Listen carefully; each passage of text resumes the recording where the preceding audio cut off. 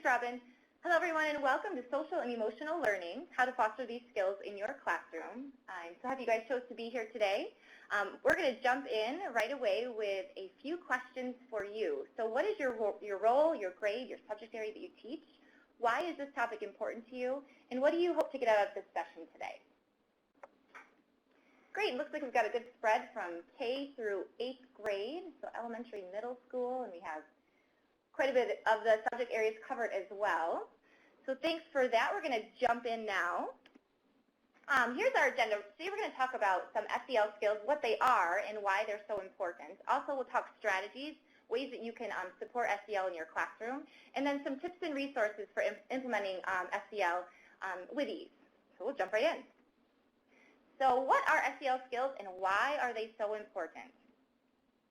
When we talk about SEL skills, we're talking just all this information you're going to get today kind of comes from the CASEL website, and they're a great resource to go to for everything and anything SEL. CASEL stands for the Collaborative for Academic, Social, and Emotional Learning, and it was formed in 1994 with hopes to not only teach content in classrooms, but also to teach that social and emotional learning, and kind of teaching to that idea of teaching to the whole child. So it's more of a process. So when we look at SEL, it's not just like math, science, and then SEL. It's actually incorporating SEL into everything you do each and every day in your classroom. So look at it more as like a process to kind of manage emotions, to set and achieve goals, to feel and show empathy for others, and establish and maintain positive relationships, and also make responsible decisions. And these are all things that we know that are really important in the classroom, and they're just really important in life in general.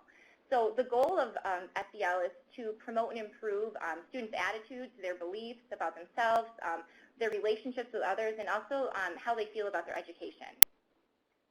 There are 4 core competencies that we're going to go through, and those, or excuse me, 5. Those 5 are self-awareness, self-management, responsible decision-making, relationship skills, and social awareness. So we'll jump in to the first one up there, that's self-awareness. So this is where our students have the ability to identify their emotions. They have an accurate self-perception of who they are. They're able to recognize their strengths, but also recognize their weaknesses, and that they can show self-confidence and self-efficacy. So they know how to advocate for themselves, and they believe in themselves. That's what, when we're talking about self-awareness, that's what we're talking to.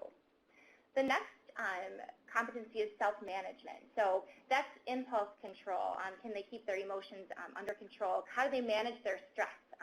Their self-discipline? Are they motivated? Are they able to set goals, and can they stay organized?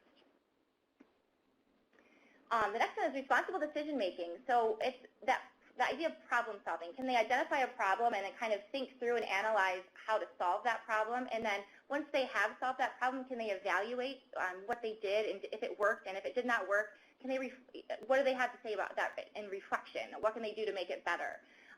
And then just having an ethical responsibility. So just knowing that you're doing the right thing.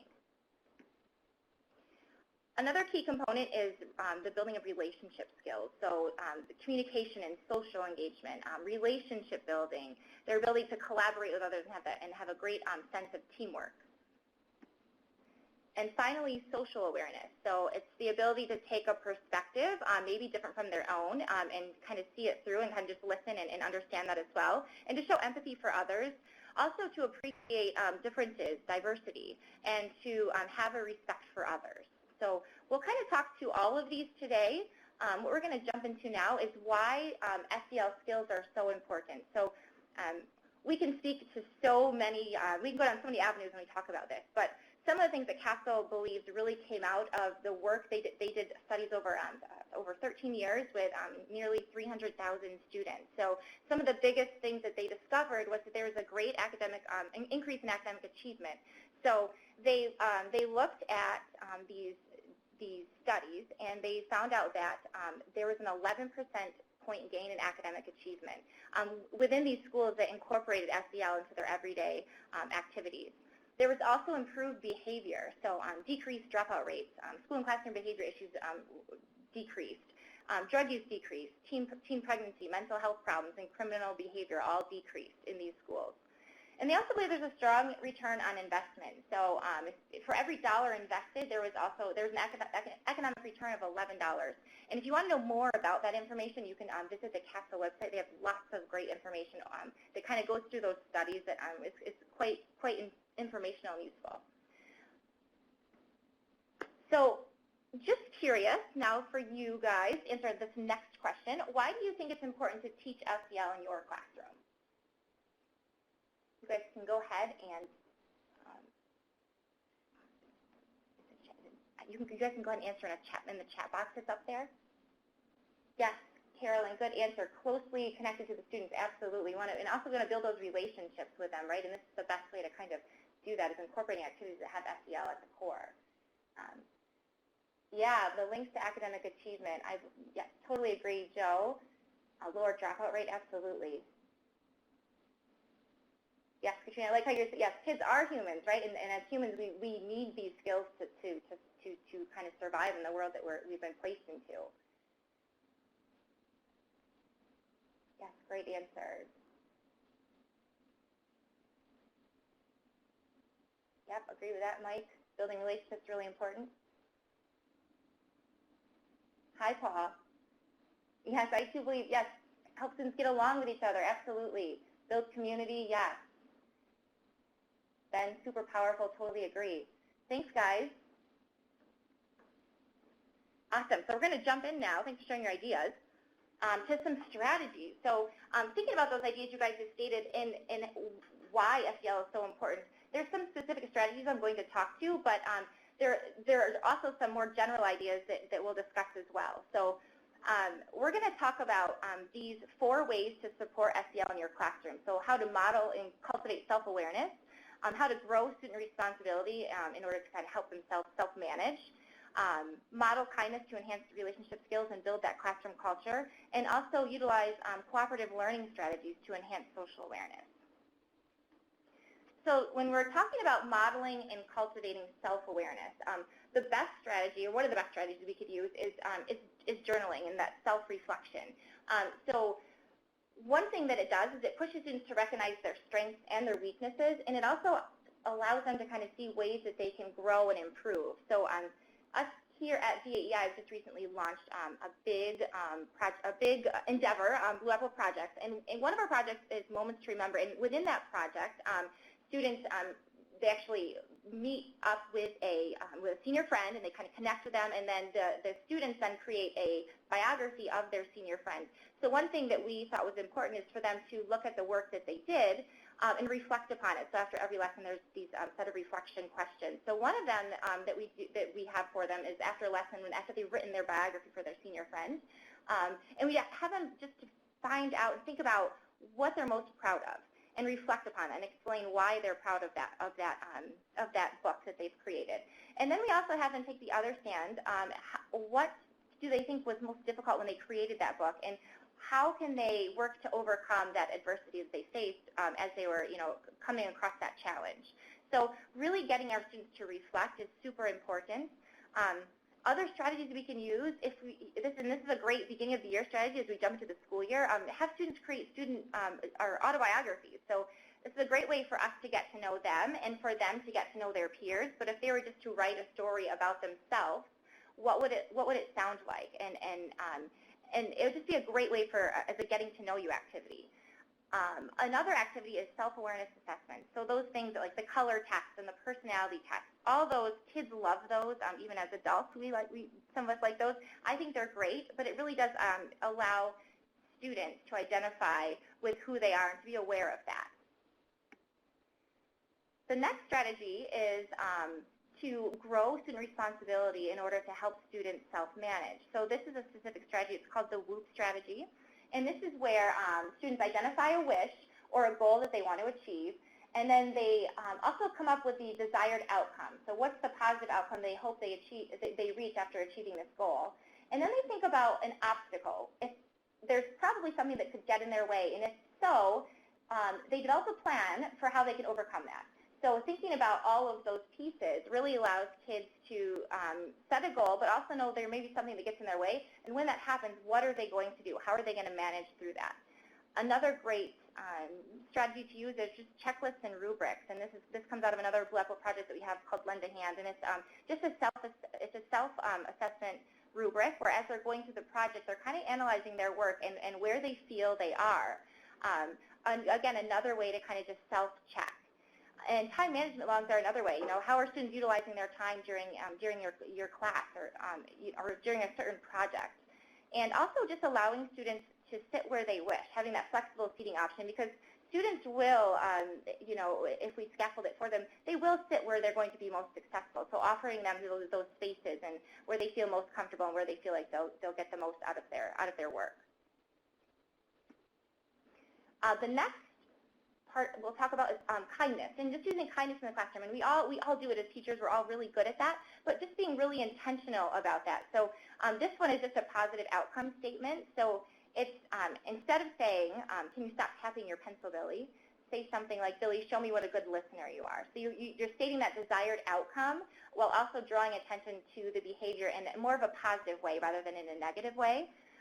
Other strategies we can use are just morning meetings or morning huddles in our classroom, just kind of a chance for us to check in with our students and maybe talk about goals that they've set for themselves for the day, or maybe it's as simple as, what did you do last night?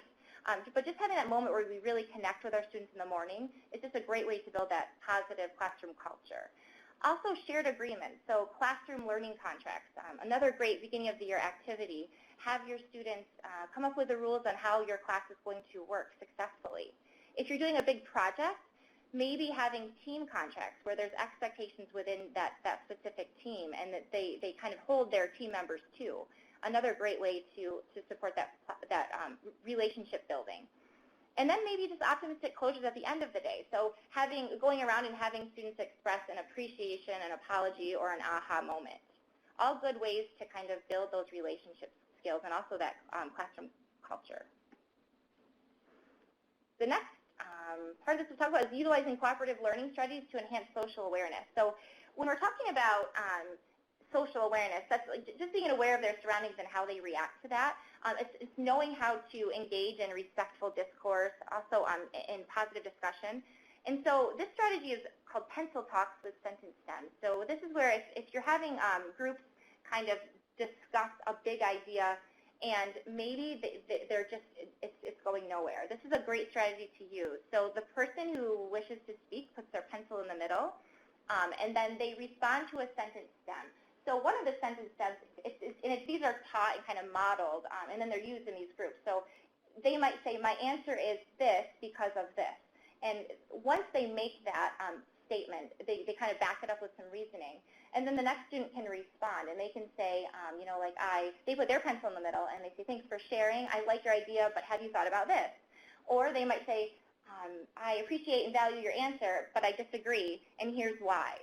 So just teaching these ways that we can model, give these sentence stems that are appropriate and respectful, and modeling them throughout our days really helps students understand and know how to work their way through a conversation respectfully. Some other ideas, student elected team roles. So this could be where, instead of you as the teacher choosing what role each student plays, have students kind of run for that position and they make a quick little speech about it, and then the students elect who they wish to place in those team roles. This is really great if you're working on a long project, because there's a lot of student ownership when they've had to apply for that position and they were elected. So that's a great activity for any of those big projects you have going on in your classroom. Also, model active listening skills. This is hard for a lot of kids. It's also hard for us sometimes. So just modeling what active listening looks like is really, really beneficial when we're talking about social awareness. And we talked about individual reflection, but group reflection is really effective as well. So it's having that time after a team activity is complete, where a group reflects together, and they notice some strengths and weaknesses, and they also identify how they can make it better the next day or the next time that this comes about. So we've walked through some strategies. Now we'll take time to talk about some tips and resources for implementing SEL in your classroom. So the first thing I want to talk about is this great book. It's called the Lesson Planning Handbook. Within this book, there's a lot of strategies and really great things, but the reason I love it for SEL is it leaves space within every lesson to think about those social and emotional learning skills.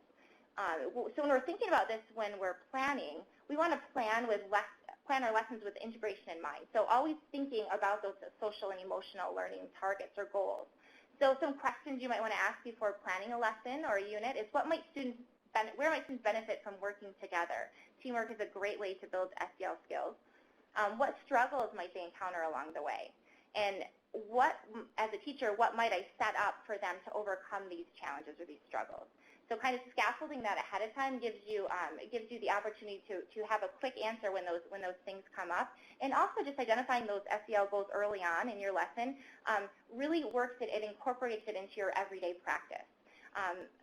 Our Blue Apple projects that we created, we we do that. We include those right in with our units. So each project has them worked in. So this right here just shows an example in one of our projects for Take a Stand, and actually Paul is on the line. He's our author for that project. But this is a self-awareness and self-management skill that's used, and we kind of walk through how that would look in that lesson. So the thought here is about how it integrates within the work you're already doing. One thing that I want to point out, just to make it easier on yourself, we don't want this to be more work. We want this to kind of just find its way in naturally. So it leads right into starting small, being consistent, and evaluating the outcomes. So to start small, just choose one idea to get started and build on that idea over time. So you might think about putting an SEL goal into one of your content areas. You might think, or for high school or middle school and high school teachers, maybe in just one of your one of your classes. Just start small and and work to build that over time. Implementing a daily morning meeting or morning huddle is a great way to start that. And maybe even incorporating a weekly brain break activity, another great way to kind of build onto that SEL in your room. Also, be sure to make it a regular practice. It helps build community within your room. It establishes a culture, connection, and the commitment that your students have and that you have to them. And it also makes it authentic. If you're doing it consistently, students are going to believe it and value it just like you do, rather than being compliant. One of those things like, I'm just doing it because I was told to. So just truly finding those ways to make it an authentic experience in your classroom. And then for evaluating the outcomes, just looking at yourself and how you did with those SEL skills. So one of the things is really effective feedback after you've tried something new. And this can be sometimes intimidating because students are really honest, but this also helps when you're looking at making yourself or that lesson better next time. So these are some examples of how to reflect with questions, and because when we speak about reflection, we're teaching this to our students, but we also want to model it, right? So this is a great way to do that. So some questions to think about: how and what did my students learn? What was my evidence? How did my students feel? What student feedback did I receive? And then how do I utilize that going forward? So just some questions to think about and reflect upon. And I'm wondering, what are some SEL strategies or tips that you'll be using in your classroom, or what SEL strategies or tips do you have that you can share with us? Go ahead and take a moment or two to answer those. Awesome. It looks like all of them will be used, which is great. And all of them are so very important to utilize in our rooms. Especially, this is a great conversation to have early in the beginning of the year, because it's something that now is the time to start that in our classroom as we're looking to build that culture. Jennifer, great. You use morning meetings. Awesome. Oh, and check-in zones regulation. Love those ideas, Jennifer. Thanks for sharing. What else do you guys think as far as strategies? What are you using already? Jennifer, I also love that you use positive affirmations. When we model it ourselves as teachers, we really find, and we hear and see that our students do it as well. So it's really great ideas you gave us. I love that, helping students form relationships with people who are different from them. Absolutely. Super. Well, thank you for sharing, guys. And you can continue to share out those ideas, and we're going to jump in to this next part here. Resources. So there's so much out there. It's hard to limit it even to just 4. I mean, there's probably 40 really great resources out there on SEL. The biggest one I want to lead you guys to is CASEL's website. It's www.casel.org, CASEL.org. There are so many resources there, for everything from things you can use in your classroom to the research behind it to great books you can read. It's just a huge resource for SEL.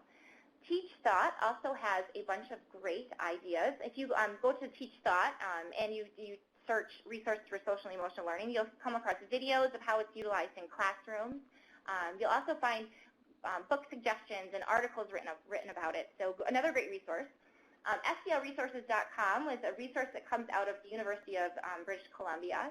Another great resource where if you go right to that SELresources.com, you'll see a little resources tab come up. You'll click on that, and there's just a bunch of different wonderful things that you can utilize right away in your classroom.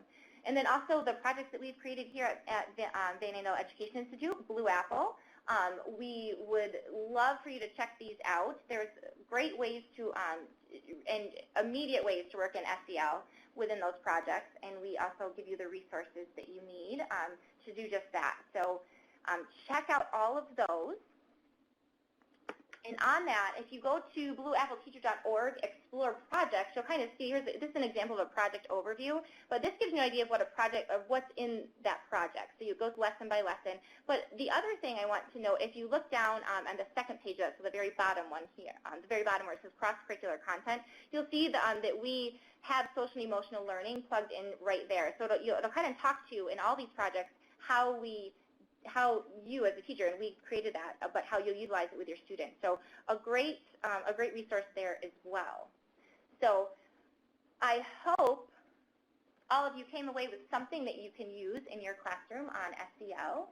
Thank you for joining us today. And if you have any questions or wonderings, please feel free to reach out. My email is right there, jamie.mcpherson@vaei.org. I'd love to hear from you.